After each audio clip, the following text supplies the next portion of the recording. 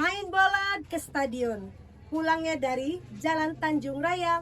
Perkenalkan, nama saya Niza Hanum Nasution, guru pendidikan agama Islam di SD 2 Sungai Raya, Kabupaten Kuburaya. SD 2 Sungai Raya merupakan salah satu sekolah dasar negeri yang berada di Desa Kapur, Kecamatan Sungai Raya, Kabupaten Kuburaya, Provinsi Kalimantan Barat. Terletak di dekat pusat keramaian, memberikan kemudahan akses bagi siswa dalam memenuhi kebutuhan sehari-hari, terutama makanan dan minuman. Pendekatan pembelajaran mendalam, guru-guru SD Negeri 2 Sungai Raya selalu berinovasi dalam mengimplementasikan kurikulum Merdeka. Salah satunya dengan melakukan inovasi pembelajaran dengan memanfaatkan gadget yang biasa mereka pegang untuk pembelajaran. Pendidikan agama Islam dalam kurikulum Merdeka memiliki peran penting, yaitu menyiapkan peserta didik agar mantap secara spiritual, berakhlak mulia, dan memiliki pemahaman dasar tentang agama Islam. Lebih dari sekedar teori, pendidikan agama Islam bertujuan membekali siswa agar mampu mengimplementasikan nilai-nilai agama dalam kehidupan sehari-hari. Namun, kenyataan di lapangan menunjukkan bahwa masih ada yang perlu diatasi di SD Negeri 2 Sungai Raya, khususnya pada kelas 6. Banyak peserta didik belum mampu mengidentifikasi makanan dan minuman yang halal dan haram, padahal pemahaman ini bagian penting pada elemen fikih. Berdasarkan hasil asesmen sumatif materi makanan halal dan haram dalam hukum Islam, dari total 17 peserta didik, hanya 5 peserta didik yang mencapai ketuntasan sesuai dengan kriteria ketuntasan tujuan pembelajaran. Artinya, baru sekitar 29% yang memahami materi dengan baik. Sementara 71% lainnya masih memerlukan perhatian pendampingan lebih lanjut. Di SD Negeri 2 Sungai Raya, saya menemukan bahwa peserta didik masih kurang termotivasi untuk mengidentifikasi permasalahan yang ada di sekitar mereka, khususnya yang berkaitan dengan makanan dan minuman yang mereka konsumsi setiap hari. Salah satunya penyebabnya adalah pendekatan pembelajaran yang masih konvensional. Guru termasuk saya sendiri menyadari bahwa metode yang digunakan belum cukup kreatif dan inovatif dalam merancang pengalaman belajar yang bermakna. Akibatnya, motivasi belajar rendah dan tujuan pembelajaran sulit untuk dicapai. Berdasarkan latar belakang, situasi dan tantangan, saya mencoba menjawab tantangan tersebut dengan melakukan transformasi dalam proses pembelajaran. Saya merancang sebuah model pembelajaran dengan judul Detektif Cilik Mengasah Kecerdasan Kritis Peserta Didik Berbasis Teknologi. Untuk mengimplementasikan praktik baik pembelajaran ini, saya melakukan langkah-langkah aksi yang terdiri dari membuat asesmen awal pembelajaran.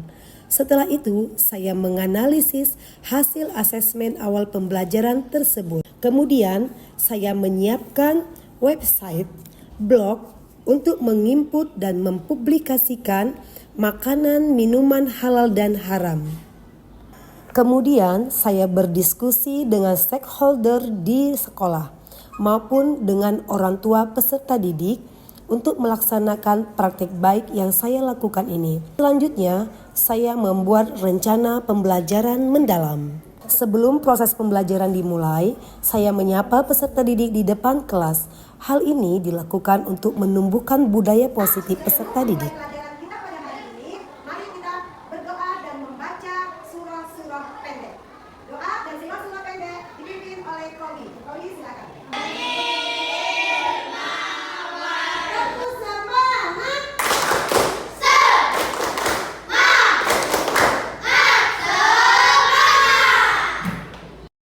Presensi dilakukan dengan cara men-scan barcode.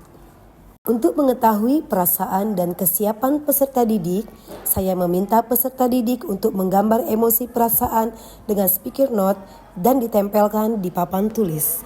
Selanjutnya, saya melakukan asesmen awal pembelajaran kognitif dan non-kognitif untuk memetakan gaya belajar, minat, dan kemampuan peserta didik. Jajan di lingkungan sekolah ataupun lingkungan kantin. Apakah hari ini kita belajar materi makanan, minuman halal dan haram?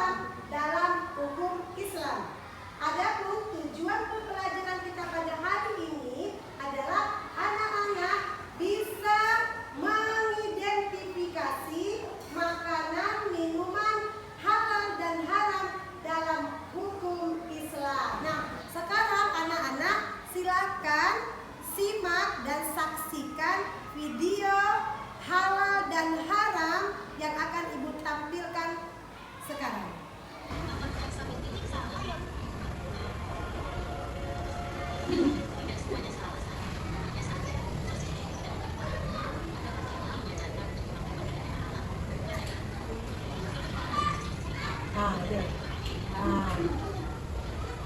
Baik anak-anak, setelah tadi kalian menyaksikan dan menyimak video halal dan haram, nah apa pengetahuan yang kalian dapat dari video tadi? Siapa yang bisa menjawabnya?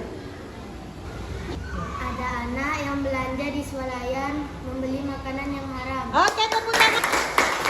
Oke, setelah Nabila, siapa lagi yang mau mengungkapkan apa pengetahuan yang kamu dapat dari video yang telah disaksikan tadi? Iya, Kowi, silakan. Makanan halal adalah makanan yang sesuai dengan syariat Islam. Iya, bagus. Tepuk tangan untuk Kowi. Ini, Ibu akan memberikan tugas kepada kalian dengan membagikan LKPD, cek kehalalan produk. Di LKPD ini nanti kalian akan mengisi sesuai dengan instruksi di bawahnya. Misalnya nama produknya apa, kemudian produsennya dari mana, nomor BPOM-nya, jenis produknya, berat bersihnya, nomor sertifikat kehalalannya, kemudian merek BPOM-nya, kemudian yang terakhir silakan checklist halal atau haram makanan dan minuman yang kalian identifikasi. Sekarang silakan pegang HP kalian masing-masing. Nah, gunakan Google Lens untuk men-scan barcode yang ada di produk makanan atau minuman tersebut.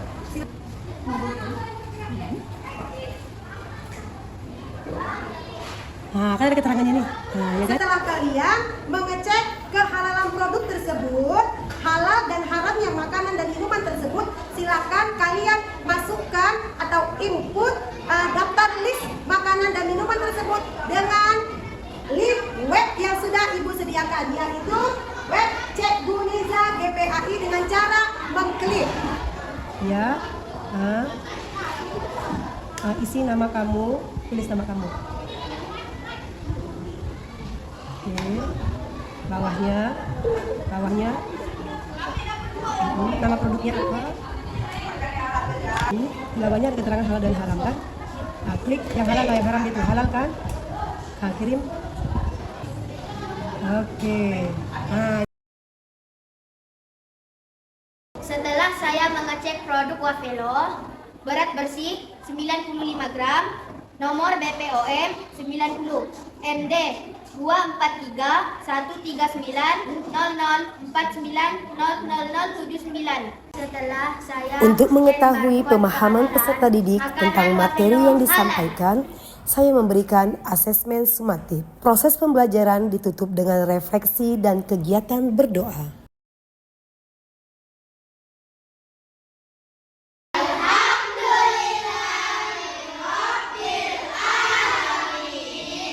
Nama saya Hilya Indah Larasati, belajar pendidikan agama Islam.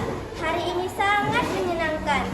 Saya dapat mengidentifikasikan makanan dan minuman yang biasa saya beli di swalayan dan kantin sekolah. Dan saya lebih kritis dalam memilih makanan yang saya makan, sehingga berdampak pada keimanan dan ketakwaan saya kepada Allah Subhanahu wa Ta'ala.